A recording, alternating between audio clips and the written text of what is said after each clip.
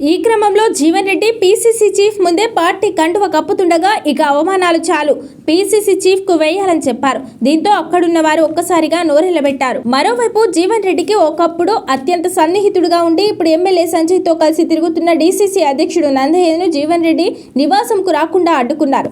ఇప్పటికే మంత్రులు శ్రీధర్ బాబు, అడ్లూరి కూడా జీవన్ రెడ్డిని కలిశారు. అప్పుడు కూడా వెనక్కు తగ్గేది లేదని స్పష్టం చేశారు. జీవన్ రెడ్డితో భేటీ తర్వాత మహేష్ కుమార్ మాట్లాడుతూ కాంగ్రెస్ పార్టీకి రాజీనామా చేయొద్దని కోరామని మాట్లాడారు. ఈ క్రమంలో దీనిపై అంతిమ నిర్ణయం ఆయనదేనన్నారు. మరోవైపు పీసీసీ చీఫ్ వెళ్లిపోగానే జీవన్ రెడ్డి నివాసం పైన ఇందిరాభవన్ పేరుతో ఉన్న ఫ్లెక్సీని సైతం ఆయన అనుచరులు తొలగించారు. దీంతో ఈ పరిణామంతో జీవన్ రెడ్డి పీసీసీ చీఫ్ చర్చలు పూర్తిగా విఫలమైనట్లు స్పష్టంగా తెలుస్తోంది. మరోవైపు జీవన్ రెడ్డి కాంగ్రెస్ కు రాజీనామా చేసినా తన భవిష్యత్ కార్యాచరణ ఏమి ప్రకటిస్తారని సర్వత్రా ఆసక్తి నెలకొంది.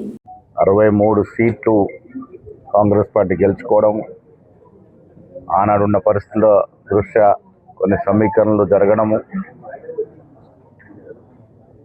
వాటి పర్యవసరంగా జీవన్ రెడ్డి గారు ఇబ్బందులకు గురైనారు.